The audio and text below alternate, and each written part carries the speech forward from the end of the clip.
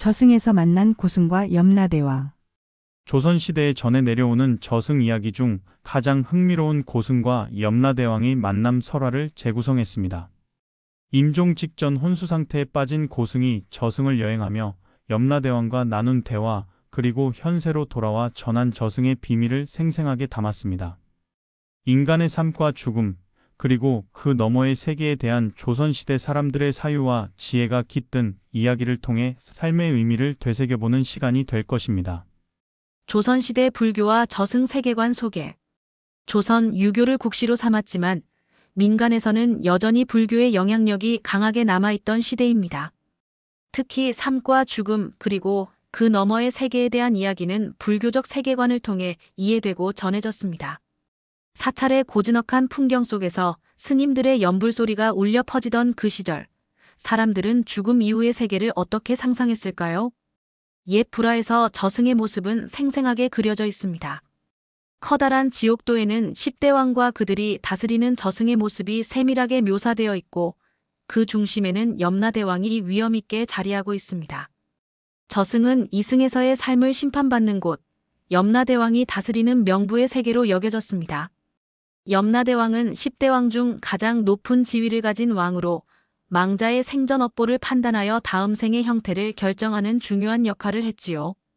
오늘 들려드릴 이야기는 조선 중기, 한 고승이 임종 직전 혼수 상태에서 저승을 여행하고 돌아와 전한 놀라운 경험담입니다. 이 이야기는 여러 사찰의 구전설화로 전해져 내려왔으며 저승의 모습과 인간의 생사관에 대한 깊은 통찰을 담고 있습니다. 불교에서는 죽음이 끝이 아니라 또 다른 시작이라고 봅니다. 저승이란 단순히 무서운 곳이 아니라 자신의 업보를 돌아보고 다음 생을 준비하는 중간 단계라고 할 수 있지요. 이 설화는 그런 불교적 세계관을 잘 보여주는 이야기입니다. 이 이야기의 주인공은 월초 스님이라는 고승입니다. 그는 깊은 산중에서 40년간 수행한 덕에 불법에 통달했다고 알려진 분이었습니다. 83세의 고령에도 불구하고 매일 새벽 예불을 올리고 제자들을 가르치는 일을 게을리하지 않았지요. 그의 수행과 가르침은 많은 이들에게 귀감이 되었고 왕실에서도 그의 지혜를 구하기 위해 사람을 보낼 정도였습니다. 조선시대에는 숭유역불 정책으로 불교가 탄압받았지만 민간에서는 여전히 불교 사상과 관습이 깊이 자리 잡고 있었습니다. 특히 죽음 이후의 세계에 대한 관념은 불교적 시각에서 이해되는 경우가 많았고 이런 저승 이야기들이 민간에 널리 퍼져 있었지요. 불화 속에 묘사된 저승은 세밀하게 조직된 관료제 사회입니다. 최고 통치자인 염라대왕을 중심으로 각종 관리들이 망자의 생전 행적을 기록하고 심판하는 체계를 갖추고 있었지요. 염라대왕의 심판대 앞에서는 권력도 재물도 소용없이 오직 자신의 업보대로 심판받는다고 믿어졌습니다.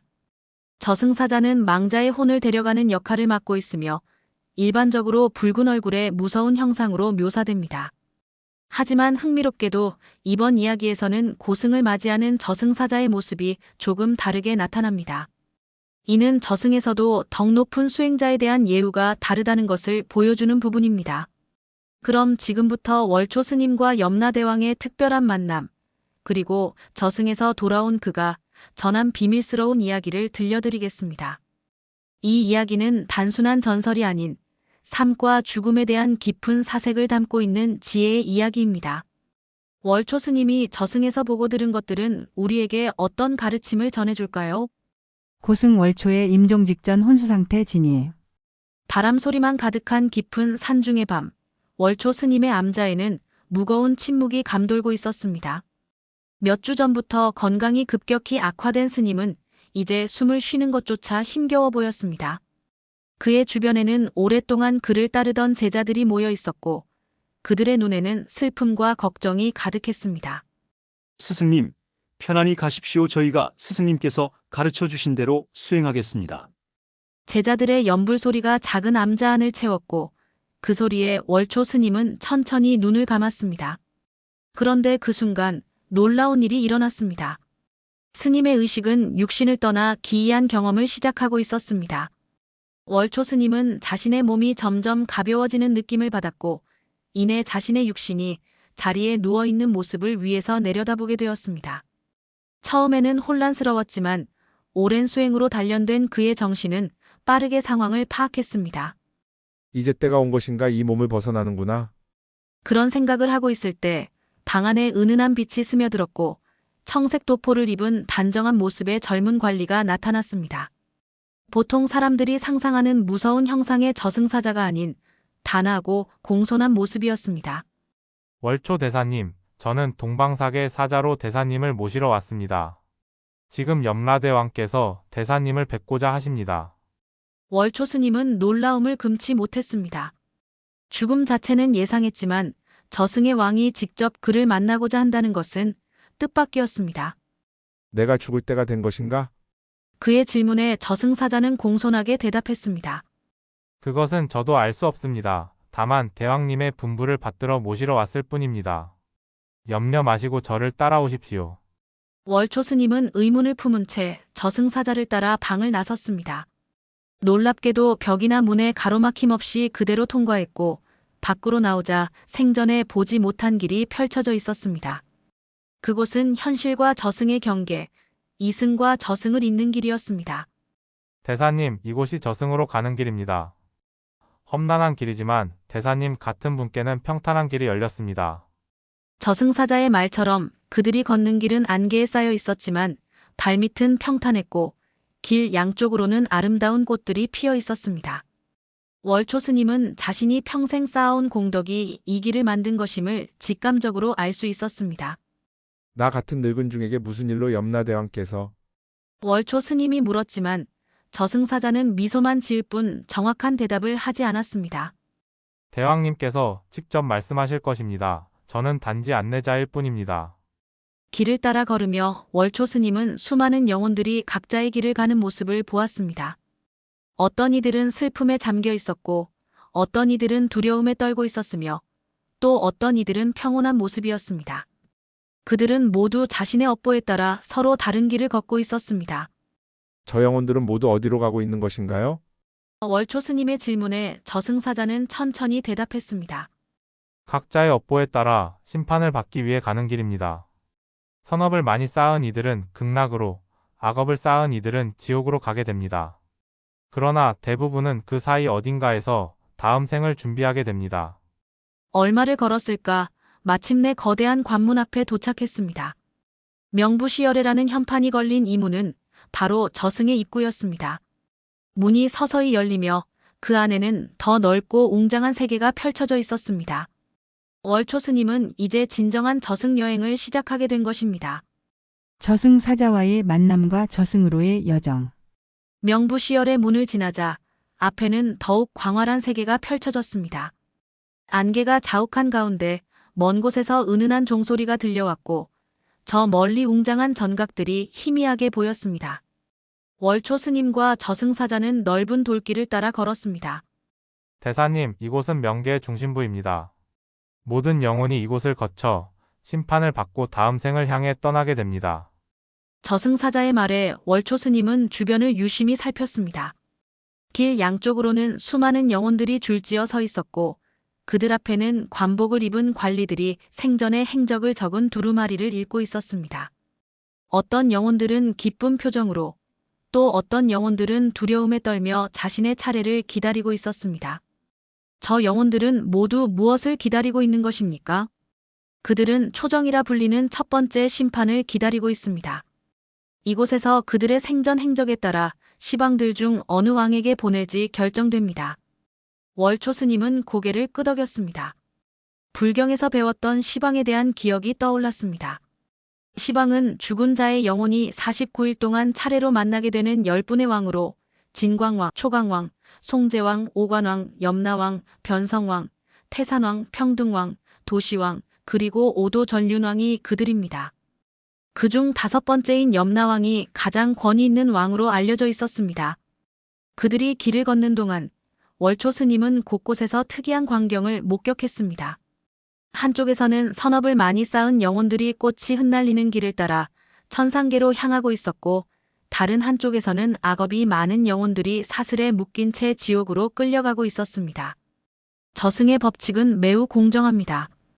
부귀영화를 누렸던 자라도 악행이 많으면 그에 따른 과보를 받고 천한 신분이었더라도 선행을 많이 했다면 그에 맞는 상을 받습니다.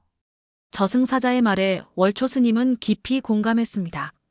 그가 평생 설법했던 내용과 일치했기 때문입니다. 인간 세상에서는 권력과 재물로 불의를 저지르고도 처벌받지 않는 경우가 많았지만 이곳 저승에서는 모든 것이 정확히 계산되고 심판되는 것 같았습니다. 길을 계속 걸으며 그들은 거대한 강에 도착했습니다. 이것이 바로 망자들이 건너야 하는 삼도천이었습니다. 강물은 검고 깊었으며 건너편으로 가는 다리가 하나 놓여 있었습니다. 보통의 영혼들은 이 강을 건너며 전생의 기억을 모두 잃게 됩니다. 하지만 대사님 같은 분은 특별한 다리를 통해 건너시게 됩니다. 저승사자가 가리킨 곳에는 평범한 영혼들이 건너는 나무다리와는 달리 빛나는 연꽃으로 만들어진 듯한 다리가 있었습니다. 월초 스님이 그 다리에 발을 내딛자 연꽃 다리는 그의 발 아래서 더욱 밝게 빛났습니다. 다리를 건너는 동안 월초 스님은 자신의 생애를 돌아보게 되었습니다. 어린 시절 출가하여 평생 불법을 공부하고 중생을 구제하기 위해 노력했던 모든 순간들이 마치 물결처럼 그의 마음에 흘러들었습니다. 그리고 그 모든 기억 속에서 그는 자신이 추구해온 깨달음의 본질을 다시 한번 확인할 수 있었습니다. 다리를 건넌 그들 앞에는 이제 거대한 황금문이 있었고 그 문 위에는 염라전이라고 쓰여 있었습니다. 이곳이 바로 저승의 중심이자 염라대왕이 있는 곳이었습니다. 대사님, 이제 염라대왕을 뵙게 됩니다. 염려 마십시오. 월초 스님은 깊은 숨을 들이마셨습니다. 그의 평생 수행이 이제 저승의 왕 앞에서 어떻게 평가받을지, 그리고 왜 그를 특별히 부른 것인지 그 이유를 곧 알게 될 것입니다. 염라대왕의 전각 도착과 첫 대면. 황금 문이 열리고 월초 스님과 저승사자는 염라전 안으로 들어섰습니다. 내부는 상상 이상으로 웅장했습니다. 천장은 높고 넓었으며 기둥은 붉은색으로 칠해져 있었습니다. 벽면에는 불경의 구절과 깨달음의 경지에 이른 성인들의 모습이 그려져 있었습니다. 전각 중앙에는 높은 단상이 있었고 그 위에 염라대왕이 위엄있게 앉아 있었습니다. 그의 얼굴은 붉은 빛을 띠고 있으나 무섭다기보다는 엄숙하고 공정해 보였습니다. 금빛 관을 쓰고 있었으며 손에는 생사부라 불리는 두꺼운 책을 들고 있었습니다. 염라대왕의 좌우로는 판관들이 줄지어 서 있었고 전각 아래쪽에는 서기들이 끊임없이 무언가를 기록하고 있었습니다. 월초 스님은 염라대왕 앞에 공손히 합장하고 절을 올렸습니다. 월초 대사, 그대를 만나게 되어 반갑소. 염라대왕의 목소리는 깊고 울림이 있었습니다. 그대의 수행과 중생 구제를 위한 노력을 오랫동안 지켜보았소. 황공하옵니다. 대왕님 부족한 저를 이렇게 부르신 연유가 무엇인지 여쭈어도 되겠습니까? 염라대왕은 미소를 지었습니다. 그것은 자비롭고 따뜻한 미소였습니다. 대사는 아직 이승에서의 역할이 남아 있소. 그러나 그대를 이곳에 부른 것은 특별한 이유가 있소. 바로 이승의 중생들에게 저승의 진실을 전하기 위함이오. 염라대왕은 손짓을 했고 그러자 전각 중앙에 둥근 거울 같은 물체가 나타났습니다. 그 거울에는 이승의 모습이 비쳤습니다. 사람들이 죽음을 두려워하며 저승에 대한 잘못된 관념을 가지고 있는 모습, 죽은 이들을 위해 지나친 제사를 지내거나 미신적인 의식에 빠져 있는 모습들이 보였습니다. 보시오. 대사 이승의 많은 중생들이 저승에 대한 두려움과 잘못된 관념으로 고통받고 있소. 그들은 저승이 단순히 형벌의 장소라고 생각하지만 실제로는 정의의 장소이자 다음 생을 준비하는 곳이오. 그대가 이승으로 돌아가 이 진실을 전해주길 바라오. 월초 스님은 거울 속 모습들을 바라보며 깊은 연민을 느꼈습니다. 그동안 그가 설법을 통해 많은 가르침을 전했지만 아직도 많은 이들이 죽음과 저승에 대한 두려움에 사로잡혀 있었습니다. 또한 대사에게 특별히 보여주고 싶은 것이 있소. 염라대왕이 말했습니다. 그가 손을 들자 월초 스님 앞에 생사부가 펼쳐졌습니다. 그 안에는 그의 전생부터 현생까지의 모든 행적이 기록되어 있었습니다. 놀랍게도 그의 선업은 악업보다 훨씬 많았고 특히 중생 구제를 위한 노력이 금빛 글씨로 빛나고 있었습니다. 대사의 공덕은 매우 크오. 그대는 다음 생에 부처의 경지에 이를 수 있는 자격을 갖추었소. 그러나 그대 스스로 선택할 수 있소. 지금 열반에 들어 윤회의 고리에서 벗어날 것인지 아니면 이승으로 돌아가 더 많은 중생을 구제할 것인지. 이 말에 월초 스님은 깊은 고민에 빠졌습니다. 평생 추구해온 열반의 경지에 이를 수 있다는 것은 모든 수행자의 꿈이었습니다. 그러나 동시에 그에게는 아직 제자들을 가르치고 더 많은 중생을 구제해야 한다는 사명감도 있었습니다. 염라대왕은 그의 고민을 이해한다는 듯 고개를 끄덕였습니다. 결정하기 전에 그대에게 저승에 더 많은 것을 보여주겠소. 그리고 그 후에 선택하시오. 월초 스님은 공손히 머리를 숙였습니다. 감사합니다, 대왕님. 저승의 지혜를 배우고 이승의 중생들에게 전할 수 있는 기회를 주셔서 감사합니다. 그렇게 월초 스님은 염라대왕의 안내로 저승의 더 깊은 세계로 들어가게 되었습니다. 그곳에서 그는 인간의 삶과 죽음, 그리고 윤회의 진정한 의미를 배우게 될 것입니다. 고승과 염라대왕의 불교 교리에 관한 대화. 염라대왕은 월초 스님을 전각 뒤편의 조용한 정원으로 안내했습니다. 뜻밖에도 저승에도 아름다운 정원이 있었으며 연못에는 연꽃이 피어 있고 나무에는 이승에서 볼 수 없는 영롱한 빛의 새들이 지저귀고 있었습니다.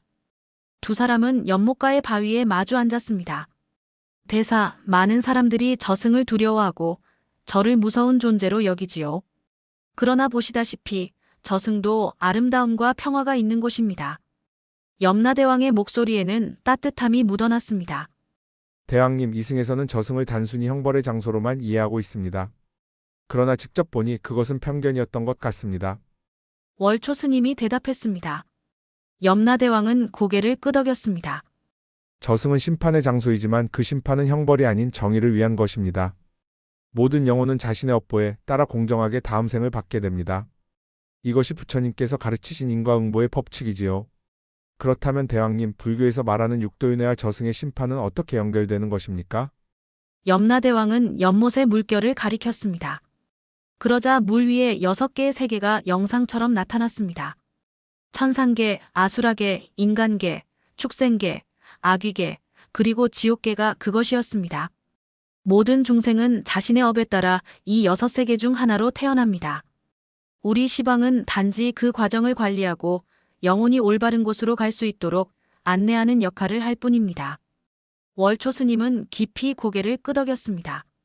그것은 부처님의 가르침과도 일치했습니다. 모든 중생은 자신의 업을 짓고 그 결과를 스스로 받는다는 것.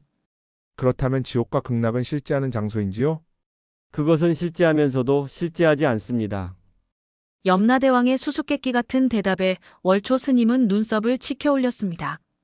지옥과 극락은 물리적 장소이기도 하지만 동시에 마음의 상태이기도 합니다.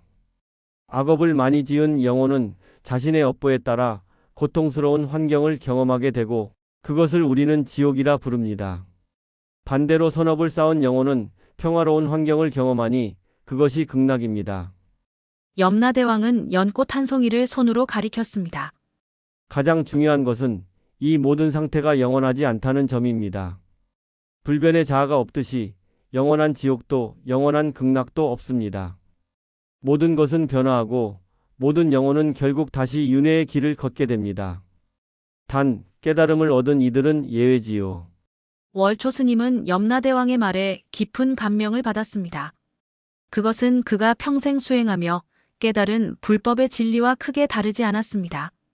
그는 자신의 가르침이 옳았다는 것을 확인하게 되어 마음이 평온해졌습니다. 대왕님, 제가 이승으로 돌아가면 무엇을 가르쳐야 할까요? 사람들이 가장 오해하고 있는 것은 무엇입니까?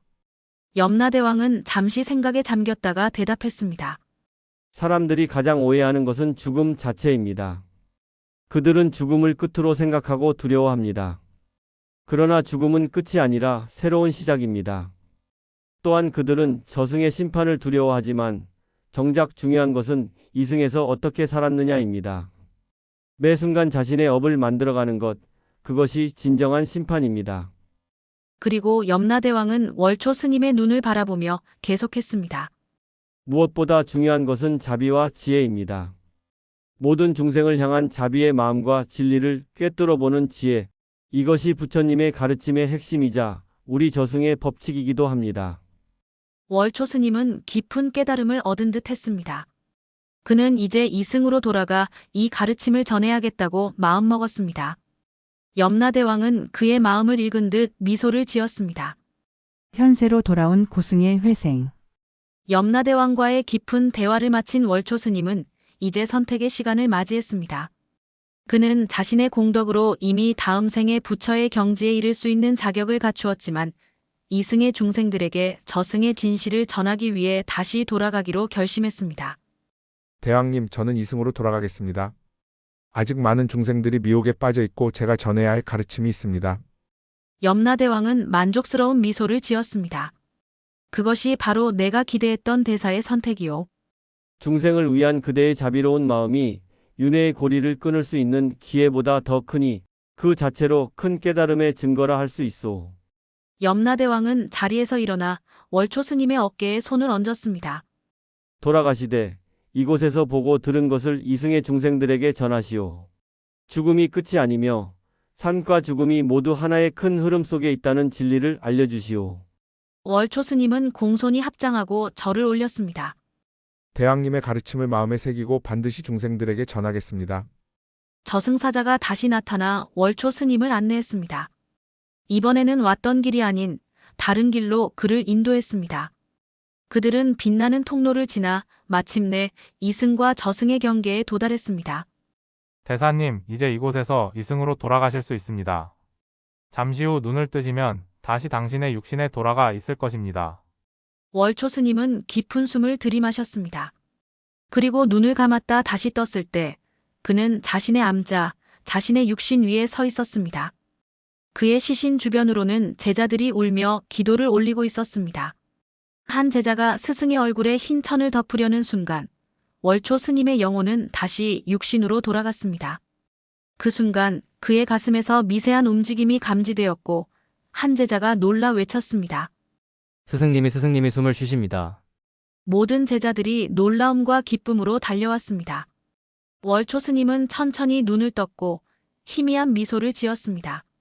제자들은 믿을 수 없다는 표정으로 서로를 바라보았습니다. 분명 스승님은 이미 돌아가신 것으로 보였는데 이것은 기적이었습니다. 스승님, 어떻게 이런 일이? 월초 스님은 천천히 일어나 앉았습니다. 놀랍게도 그의 몸은 이전보다 더 건강해 보였고 그의 눈빛은 더욱 깊고 맑았습니다. 내가 저승에 다녀왔다 염라대왕을 만나고 돌아왔노라. 제자들은 믿기지 않는다는 표정이었지만 스승의 눈빛에서 진실을 느꼈습니다. 월초 스님은 이제 자신이 본 것, 들은 것을 모두 전할 준비가 되어 있었습니다. 모두 모여라. 내가 저승에서 보고 들은 것을 너희에게 전하리라. 이것은 중생 구제를 위한 소중한 가르침이니 한마디도 놓치지 말고 들어라. 제자들은 스승의 주위에 모여 앉았고 월초 스님은 저승 여행의 이야기를 시작했습니다. 그의 말 한마디 한마디는 불법의 깊은 진리를 담고 있었고 제자들은 경외심을 갖고 그 말씀을 새겨들었습니다. 저승에서의 경험을 통해 월초 스님은 더 큰 깨달음을 얻었고 그의 가르침은 더욱 깊고 명확해졌습니다. 이제 그는 살아있는 증인으로서 저승의 실체를 전할 수 있게 되었습니다. 설화의 현대적 의미와 교훈. 월초 스님의 환생 이후 그의 이야기는 구전설화의 형태로 조선 전역에 퍼져나갔습니다.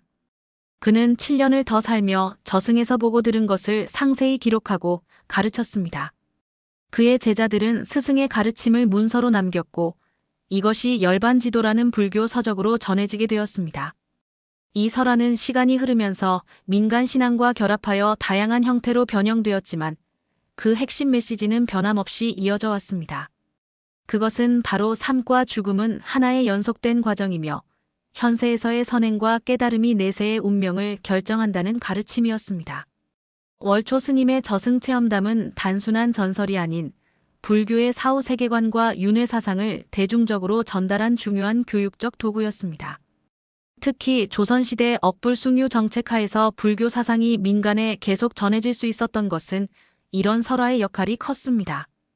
조선 후기에 그려진 지옥도와 시왕도에는 월초 스님의 이야기가 영향을 미친 흔적이 남아 있습니다. 특히 염라대왕의 모습이 무섭고 위협적인 형상에서 공정하고 자비로운 모습으로 변화하기 시작한 것이 그 예입니다. 흥미로운 점은 이 설화가 불교적 세계관만이 아니라 유교와 민간 신앙의 요소도 함께 담고 있다는 것입니다. 조상을 공경하고 효를 강조하는 유교적 가치관, 그리고 저승사자나 염라대왕과 같은 민간 신앙의 요소가 자연스럽게 융합되어 한국인의 독특한 사후 세계관을 형성했습니다. 현대에 와서도 이 설화의 의미는 여전히 유효합니다. 죽음에 대한 두려움과 저승에 대한 호기심은 인간의 보편적인 감정이기 때문입니다. 특히 현대 사회에서 죽음이 점점 더 금기시되고 숨겨지는 경향이 있는 가운데 이러한 전통 설화는 죽음을 자연스럽게 받아들이고 삶의 의미를 되새기는 기회를 제공합니다. 현대인들은 죽음을 직면하기보다 회피하는 경향이 있습니다.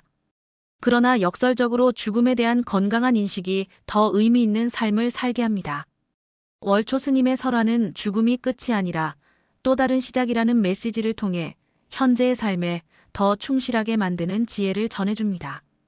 전통 사찰에서는 여전히 월초 스님의 이야기가 법문의 형태로 전해지고 있으며 지옥도와 시왕도를 통해 그 가르침이 시각적으로 표현되고 있습니다. 이러한 전통은 점차 현대적 해석과 결합하며 새로운 세대에게도 의미 있는 메시지를 전달하고 있습니다. 불교에서 말하는 생사윤회의 진리와 업보의 법칙은 오늘날에도 변함없이 중요합니다. 월초 스님의 설화는 그러한 진리를 쉽고 감동적인 이야기로 풀어낸 것이며 수백 년이 지난 지금도 우리에게 깊은 통찰을 제공합니다. 오늘날 우리가 이 설화에서 배울 수 있는 가장 중요한 교훈은 무엇일까요? 그것은 아마도 지금 이 순간의 선택과 행동이 미래의 운명을 결정한다는 단순하면서도 심오한 진리일 것입니다. 삶과 죽음이 분리된 것이 아니라 하나의 연속선상에 있다는 인식은 현재의 삶을 더욱 의미 있고 책임감 있게 살아가는 지혜를 줍니다. 월초 스님의 이야기는 단순한 민간 설화를 넘어 삶과 죽음, 그리고 그 너머의 세계에 대한 깊은 철학적 통찰을 담고 있는 소중한 문화유산입니다. 여러분, 오늘 들려드린 저승에서 만난 고승과 염라대왕 이야기는 어떠셨나요? 조선시대부터 전해 내려오는 이 설화는 단순한 이야기를 넘어 삶과 죽음에 대한 깊은 지혜를 담고 있습니다. 월초 스님이 저승에서 경험한 것처럼 우리의 삶과 죽음은 분리된 것이 아니라 하나의 큰 흐름 속에 있습니다. 그리고 지금 이 순간 우리가 어떻게 살아가느냐가 미래의 운명을 결정한다는 메시지는 500년이 지난 지금도 여전히 유효합니다. 다음 편에서는 염라대왕이 직접 환생시킨 조선의 거지, 500년 동안 전해지는 그의 가르침이라는 주제로 또 다른 흥미로운 저승 설화를 만나보실 수 있습니다. 염라대왕이 특별한 사명을 띠고 거지로 환생시킨 영혼의 이야기 기대해주세요. 구독과 좋아요, 알림 설정은 더 많은 조선시대 설화를 만드는데 큰 힘이 됩니다. 여러분의 관심과 응원에 감사드립니다. 댓글로 다음에 듣고 싶은 설화 주제도 알려주세요. 다음 이야기에서 다시 만나 뵙겠습니다.